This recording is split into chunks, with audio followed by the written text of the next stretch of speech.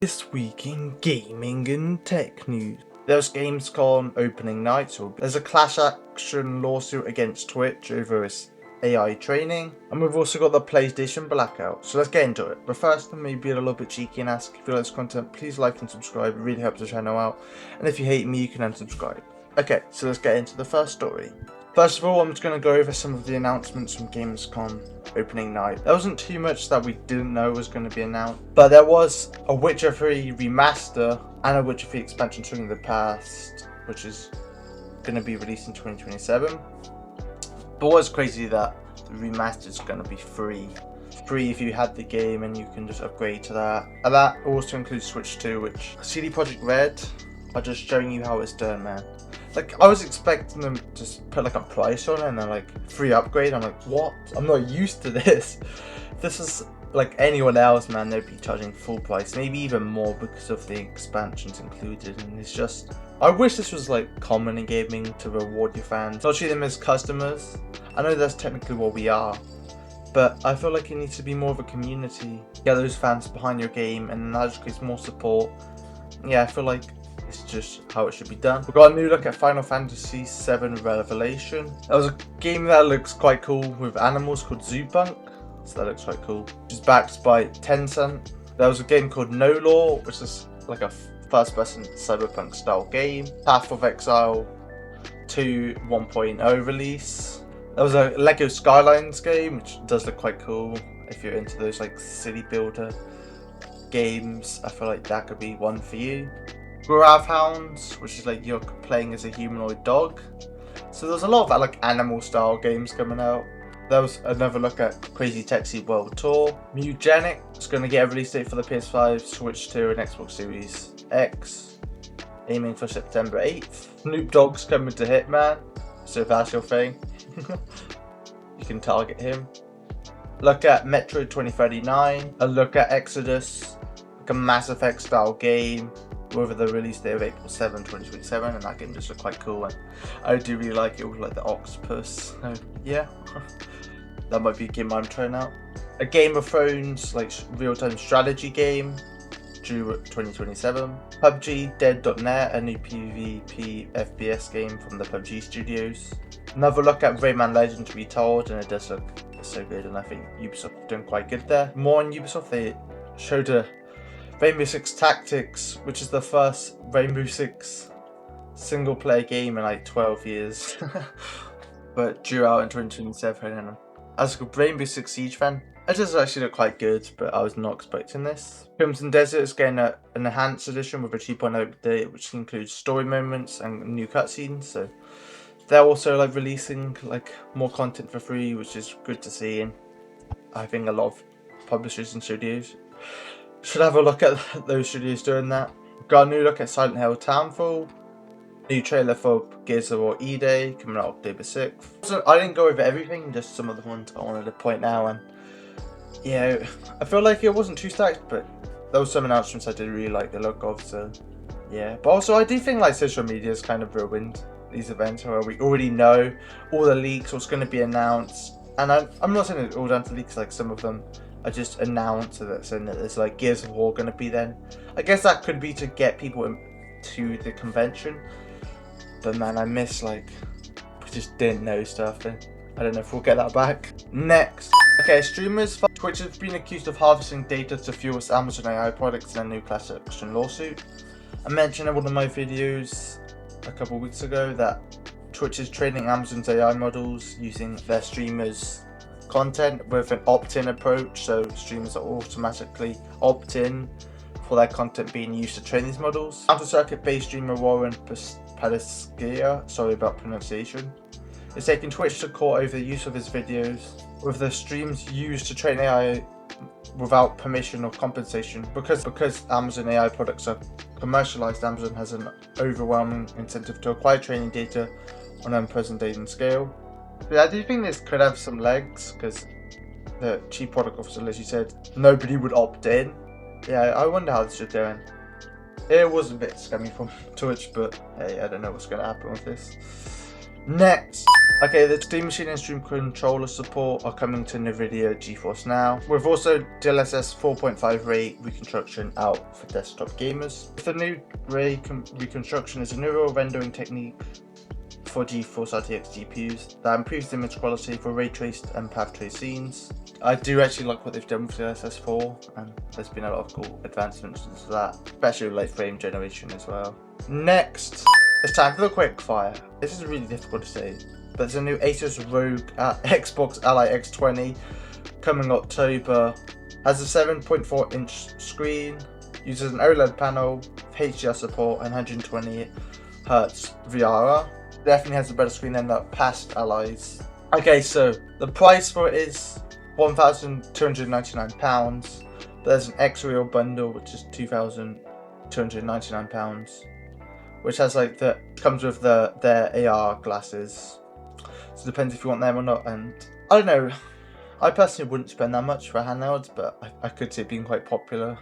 I mentioned in my video last week that Discord subpoenaed, but apparently they have yet to be subpoenaed from Take-Two for the GTA 6 leaks. But they did say we'll evaluate the validity and scope before responding, which does suggest that they are waiting for a subpoena. And I don't know what Discord will do with it. Help Take-Two out or be like, nah, we care about our user data, we're not going to leak any of it. But I don't know, man, I don't think they should just be like saying, we'll give you all the data, because they're going to give you like all information about the service that the user could be in.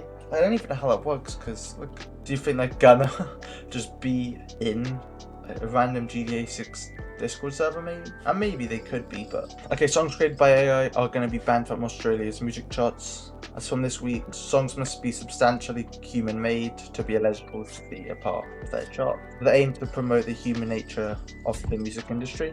Okay, this week the PlayStation Blackout has started, so from August 23rd to the 30th. Okay, I mentioned one of my previous videos that there's going to be a planned PlayStation Blackout, and that's going ahead this week.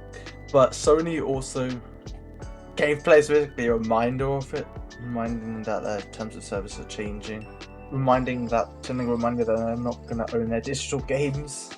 And so this week, 23rd to the 30th of August, there's a PlayStation Blackout where players aren't going to be turned on their PlayStations. But I don't think it affects Sony that much, because one, there isn't too many games out, especially from Sony, and two, like, I don't think a week's long enough to really make an impact. You'd probably want at least a month, so you can cancel your PlayStation subscription so they notice it. But hey, I do support the initiative, and I think it is a good idea to put your money where you believe, and that if you want physical media, you need to do something about it. So I think the initiative, and it's the right approach, not like with the GTA 6 leak.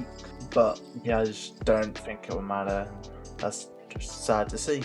Maybe if they did this when GTA 6 launched, the Blackout, that could be something, but I just don't think people would probably want to do that, to be honest. Okay, apparently the Dust Blood's closed network test had more applications than Elden Ring Nightreign. So, which is actually very surprising to me, is like a lot of speculation was going into this game saying, who's this game even for? The From Software fans don't really have a Switch. So is this really the right idea to make it a Nintendo exclusive? But hey, it might actually pay off for Nintendo and From Software.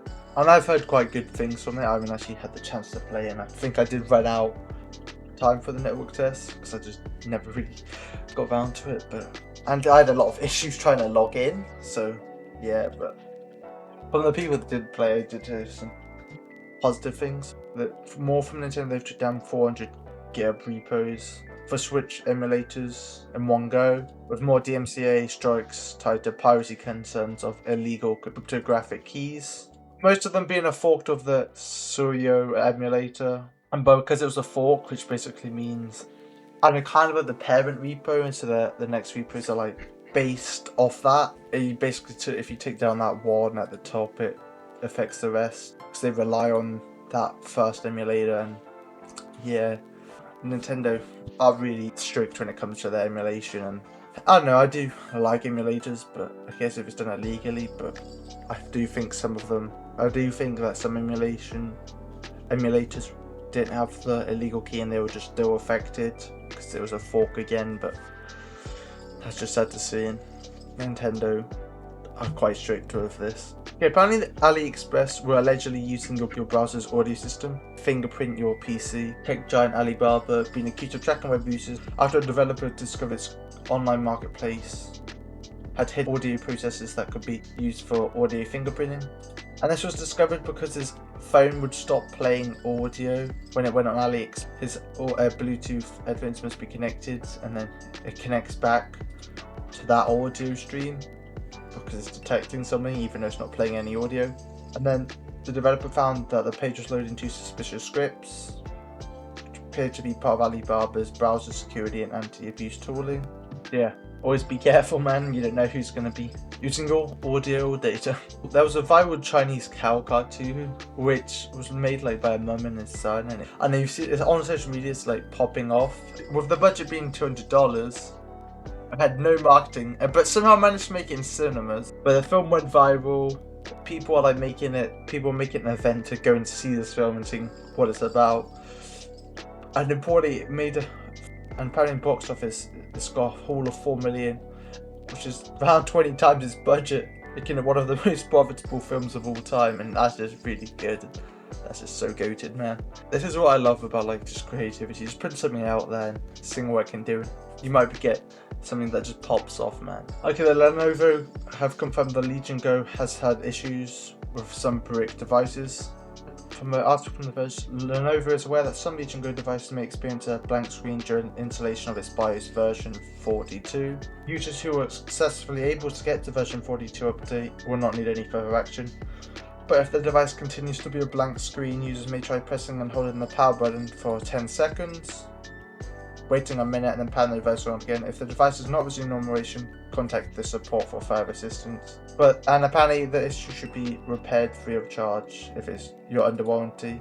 But also if it is out of warranty, depending on like local laws, it should be still free of charge for repair. Logitech is facing a £61 million lawsuit for tariff refunds, with the lawsuit claiming the company extracted up to $97 million from consumers in 2026 through tariff justified price increases, with some prices on their product lines increased by 25%. And similar to how Nintendo did, they're asking for refunds because the tariffs are illegal. But the lawsuit's claiming, why do you get a refund if you pass the tariffs down to the consumer?